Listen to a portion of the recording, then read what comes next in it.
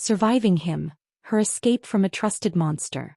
It was a clear, sunny afternoon in a quiet Alabama suburb, birds chirping, children playing, and lawns freshly mowed.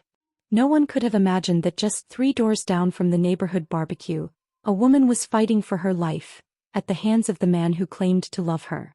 He didn't wear a mask. He didn't lurk in the shadows. He was her boyfriend, her friend, her safety net. But when he locked that door and threw away the key, she discovered just how thin the line is between love and control, between trust and terror. This is the story of how one woman walked through hell in broad daylight and made it out alive. Her name is Nia Jackson, and today she's telling her truth. At 31, Nia Jackson had built a life that looked solid from the outside. She had a steady job at the local credit union, a close circle of girlfriends who met up for brunch every Sunday, and a mother who texted her every morning with a prayer and a heart emoji. When she met Darren Reese, it felt like fate. He was polite, attentive, charming, the kind of man who remembered her coffee order and opened doors without making it a show.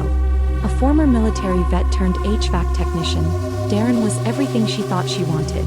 Stable, strong, dependable. And maybe most importantly, he seemed safe. They met at her cousin's engagement party in Montgomery. Within a week, they were texting every day. By month 3, he'd met her family. And by month 5, he had a drawer at her place. No one warned her. No one saw it. Because Darren was the kind of man who knew how to wear a mask. Friends' testimony. He was so normal. That's what gets me. He'd show up with flowers. He always paid. He even offered to fix my AC once. But normal is a performance. And behind the performance, something darker was brewing. It started small. Almost invisible. The first red flag came on a Sunday afternoon. Nia had brunch plans with her best friend, Tamara. Darren had spent the night at her place and woke up moody. When she said she needed to leave, he didn't raise his voice, but his silence said everything. "I just think it's weird you'd rather be with her than me," he said, barely looking up from his phone. Nia laughed it off. "It's just brunch." "Right. Just brunch. Every week." He stood up, kissed her cheek and said, "Have fun." But his smile didn't reach his eyes. When she got home, he was gone, and so was the framed photo of them she kept on the nightstand. Looking back, that was the moment it started. The unspoken punishment. The subtle guilt. But when you're in love, and when you've been conditioned to think jealousy is romance, you ignore the tension. You apologize even when you're not sure what for. Tomorrow. She stopped showing up to brunch. First it was, "I'm tired," then it was, "Darren had a long week." But I knew something was off. She was different, quiet, guarded. Darren started coming by unannounced. He'd show up outside her work, smiling like it was a surprise. At first it felt sweet. But when she didn't answer her phone, he'd text 5, 6, sometimes 10 times in a row. "You ignoring me now? Must be nice to be too busy for your man.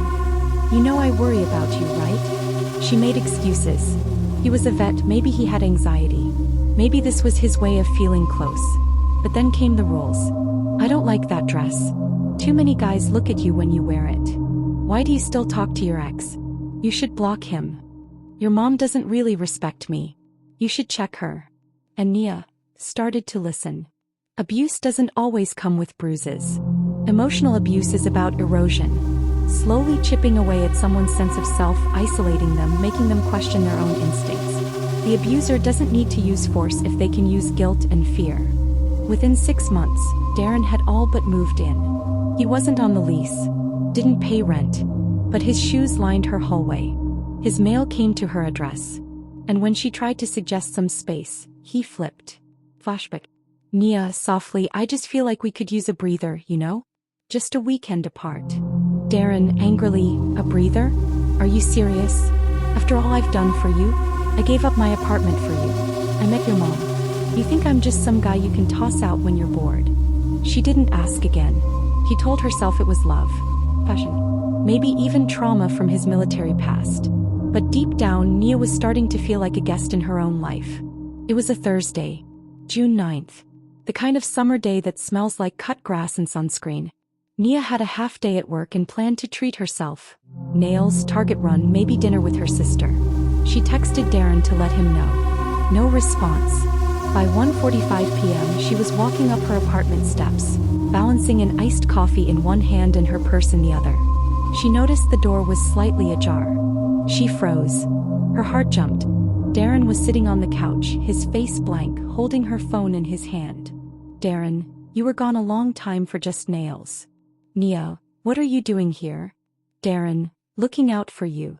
He held up her phone, the lock screen glowing. He'd somehow figured out the passcode. "Darren, who the F *** is Marcus?" Nia, shocked. "He's my coworker." "Darren, quiet, dangerous, I don't like when you lie to me." And then he locked the door. The next few hours were a blur of fear. He didn't hit her. Not this time. But he blocked the door with a chair. Took her keys. Took her phone. Said he needed to teach her what respect meant. Nia sat in her own living room, shaking, cornered, terrified, while the sun poured through the blinds. No screaming. No banging. Just quiet, calculated domination. He ranted. 4 hours. About how she embarrassed him. About how women today didn't know how to stay loyal. About how if she ever disrespected him again, she wouldn't like what came next. And then he left. Calmly. Like nothing had happened. Nia's voice. "I couldn't move for 10 minutes. I just sat there crying. And all I kept thinking was, what if next time he doesn't stop at words?" After that day, something in Nia changed. But it wasn't strength, not yet. It was fear. Darren had crossed a line and she knew it. But she also knew what people would say. "Why didn't you just leave? He never hit you, right? Are you sure it's that serious?" So she stayed. But not because she wanted to. Because she felt she had no choice. Every morning I checked the peephole before opening the door. I started parking 2 blocks away so he wouldn't know when I came home. But he always found a way in. Always had a key. Always had a reason. He tried to create space little by little. Changed her work schedule. Stopped answering texts. Pretended to be busy. But with every bit of distance she created, Darren got more volatile. Tamara invites Nia out for her birthday. Nia says she can't. Darren has a bad feeling. Later that night, Tamara receives a text. "I think something's wrong. Nia just sent me the letter K, and then went silent." When Tamara tries to call back, Darren answers. "She's sleeping. Stop calling." That text, just one letter, was a cry for help. Nia was using what little she had to communicate danger without setting him off. Abusers rely on invisibility. They depend on silence.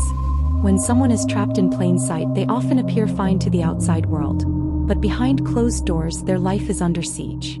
Darren began to isolate her further. He would answer her phone. Walk her into work.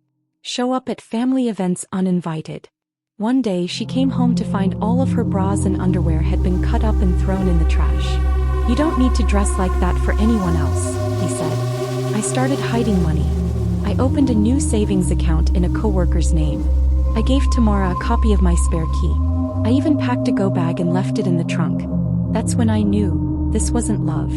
It was war. The day Nia escaped wasn't dark or stormy. It was bright. Clear skies. A Friday in late July. Darren had been out of town for work.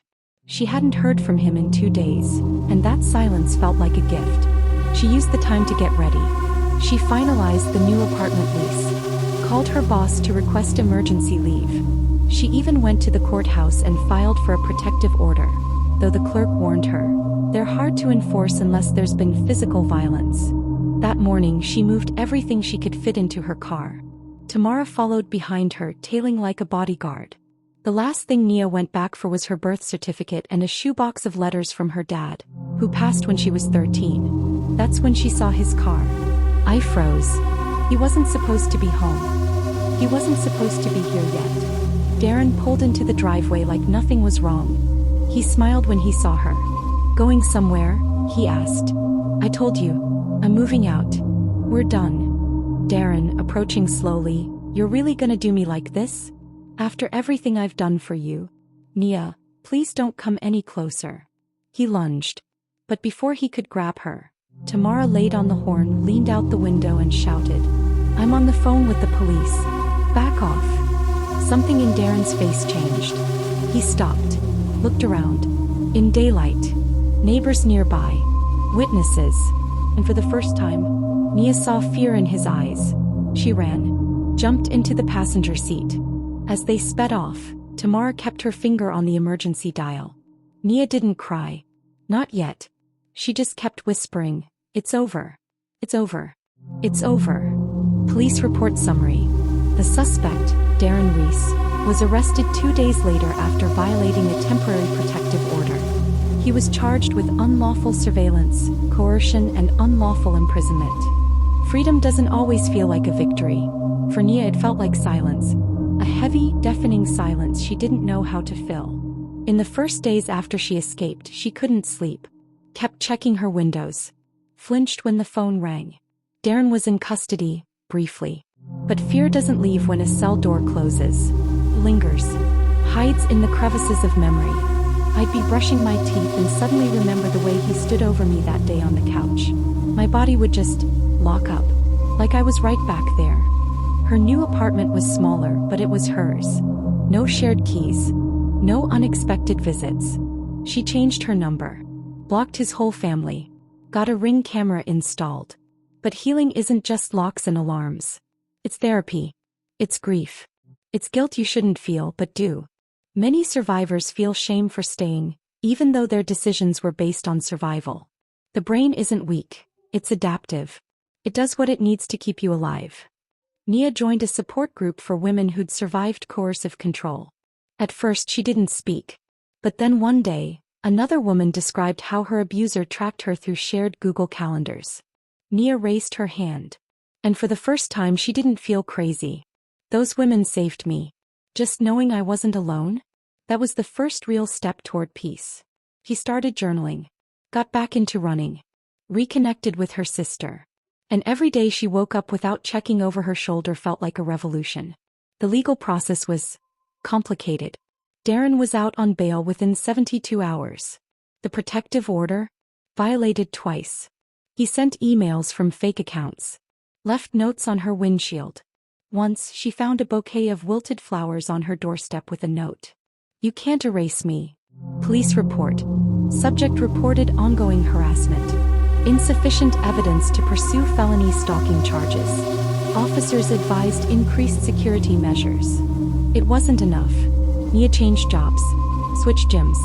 Took a self-defense course. But she also fought back in court. With Tamara by her side, she filed for a permanent restraining order and submitted every voicemail, every screenshot, every police report. The court finds credible and substantial evidence of coercive control, harassment, and stalking. Verdict: restraining order granted for 5 years.